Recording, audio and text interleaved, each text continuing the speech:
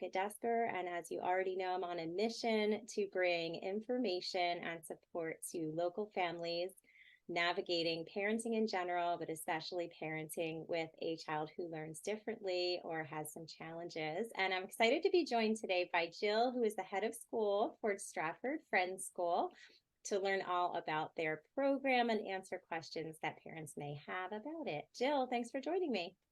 Hi, thanks for having me. Yeah. So first and foremost, where is Stratford Friends School located? So we are in Newtown Square, just 4 miles west of Philadelphia, West Philly. Okay, awesome. And what if someone's never heard of your school before, like myself until recently?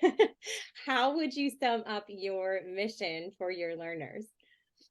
So we are a intentionally small school for kids with learning differences or disabilities. We are a great space for that neurodivergent learner who is really struggling to fit in or reach the curriculum at a more traditional setting. We offer a safe, caring learning environment for neurodiverse students through a structured multisensory program. We work really hard to celebrate kids' successes, build self-esteem, and develop self-advocacy. I love that. Wonderful. And we should touch on, you are a school guided by Quaker values. So if someone's not familiar with what that means or how that translates into a school day, can you just touch on that briefly? Absolutely. I think that one of the things that really is one of our big strengths is that Quaker value piece. And the way that it helps in our school day, it's a great anchor for really that social emotional learning. So Quakers, when they're thinking about Quaker values, we're working on the ideas of simplicity, peace, integrity, community, stewardship, equity. And I think I got all of them. And having opportunities, just like we teach everything else here, very explicitly and directly, really helping kids understand what makes a strong and caring and nurturing community and what their role is in that, and helping them take charge of their learning and the way that they interact with their community, and understanding how when we are all working together, a stronger community is just a better place, a more fun place to learn. Yeah. So really values that everyone would benefit from.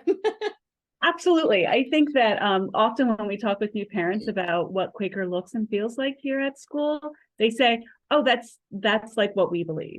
And you know, and I think that when Quakers talk about how they worship and the way that they approach the world, it is really looking at the world through the lens of how can I be not just my best self, but a part of a bigger community. So we do have a daily meeting for worship, which we really enjoy. It's 15 minutes of silent reflection. All of our students have an opportunity during that time, and we spend some time teaching how can they sit and settle into silence. It's a great tool for helping kids who are maybe struggling with self-regulation or who need an opportunity to quiet themselves and just get ready for the school day. And it's just a really great whole school community time where kids get to spend time quieting themselves and being a part of something bigger. Awesome. I love that. I do want to know what types of learners are the best fit for your program, but I also meant to ask, what grades are we talking about here? Oh, absolutely. So we have a kindergarten through 9th grade program. We were traditionally a K-8 school, kindergarten through 8th grade.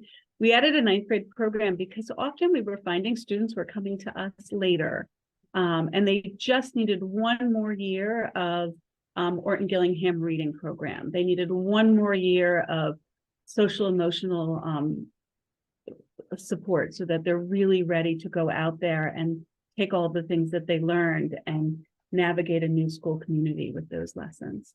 Gotcha. Okay. And then what types of differences or disabilities are you typically supporting in your students?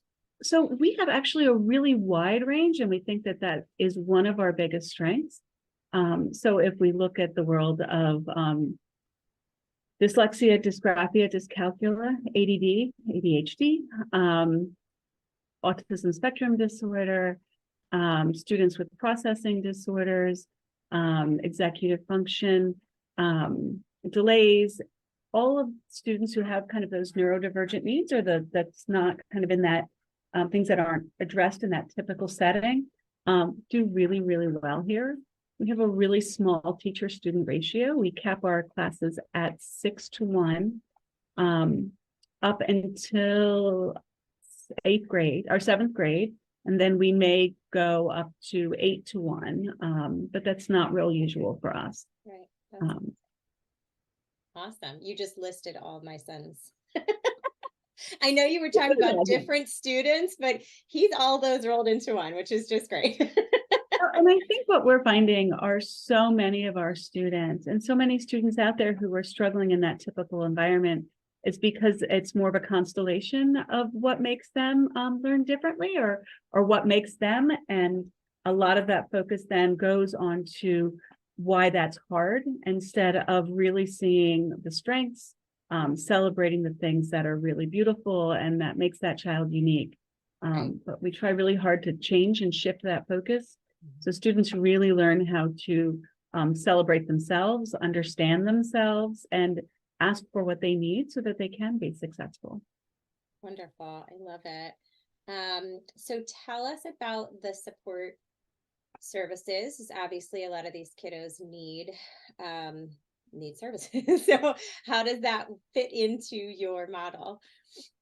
Absolutely. So we have what we call an integrated model for speech and language, occupational therapy. We have a behavior therapist, a specialist, and a school counselor. So we think of that as our support service team.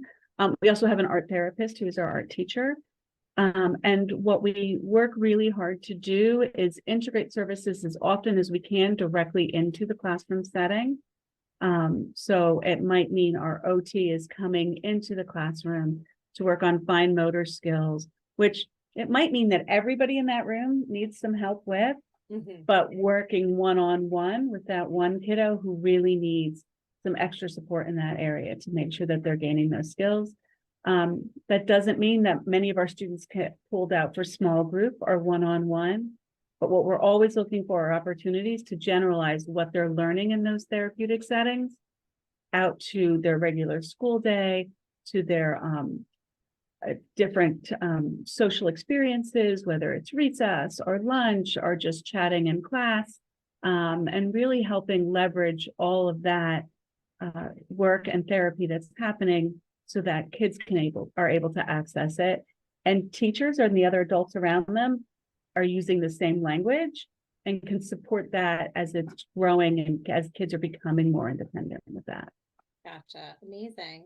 And then that brings me to touch on your tuition model. So often those things are extra, right? So we're paying the tuition and then we're paying for the support services or supplies. So how does your model factor that in?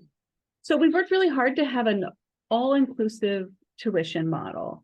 So our tuition includes speech and language, occupational therapy, whether that is delivered inside the classroom or a pull out.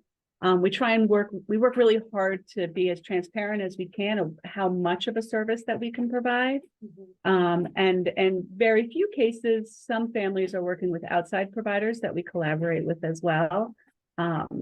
But we try and have no surprises here. So it's not, hey, we're excited to join you. We're thrilled that you're here with us.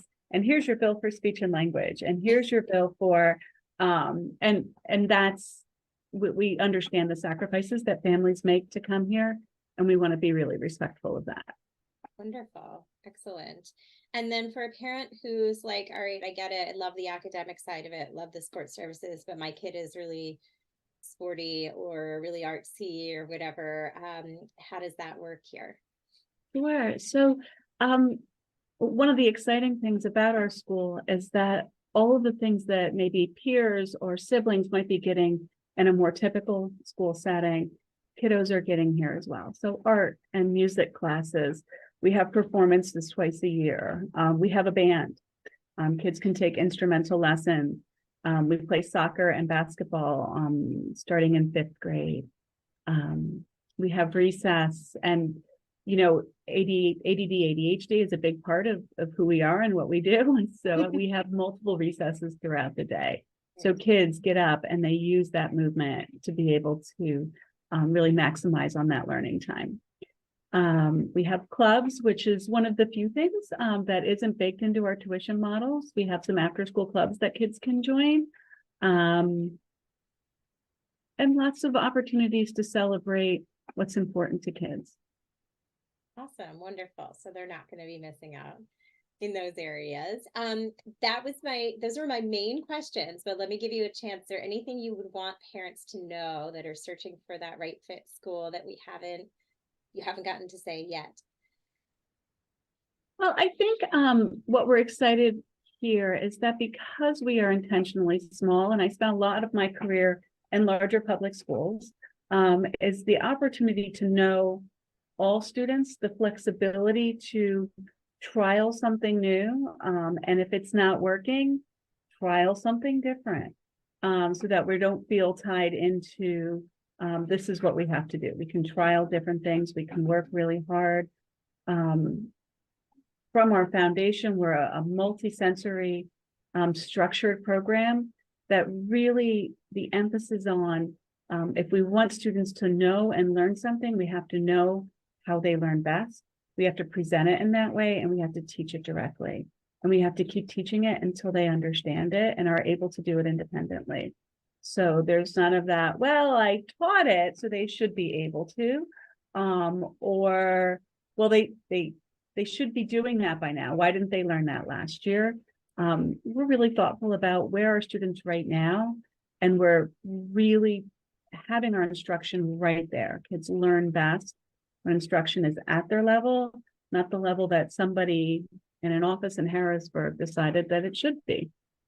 I mean, it's so refreshing because we all know that's not how it works in the traditional setting. I mean, it's such a no-brainer to say, hey, you need to explicitly teach this skill or whatever it is, and teach it to the learner that's trying to learn it in the way that they learn. It's like, yeah, but in a large setting, it's just such a challenge. And then we know there's many other challenges. So I guess that's why your tagline is guiding unique learners. That's a really great way to sum up, what it is that you do. And I love it. It sounds amazing. So if a parent's watching this and they want to know more, they want to check it out, what would be their next step? Where would you send them I think the easiest next step would be to get on to our website, which has lots and lots of information. So that's www.stratfordfriends.org. Right on there on the admissions page, there's information. If you'd rather talk to somebody or you have questions, that's Patty Pelosis. So she's wonderful. She's a former parent, a former teacher, and our enrollment director. So she knows us from all angles. And I think that what we really want families to know is that if you think, well, maybe this isn't the school for me, but I have questions. What we really want to be able to do is answer those questions as openly, honestly, and transparently as we can. So maybe we aren't the school for you, but maybe we have some ideas or some ways that we can share with you what might be a great direction. Or if you're just wondering, well, I don't even know how to go through this process. We've been in a public school for a long time, and this is the only thing that we know. Being able to kind of share what other alternatives there might be is something we think is really important. For the offer. That was great. Thank you for your time. Thanks for helping us know about your awesome program. And I'm very excited to send families your way. Awesome. Thank you so much. All right. Thanks for watching, everybody. Bye-bye.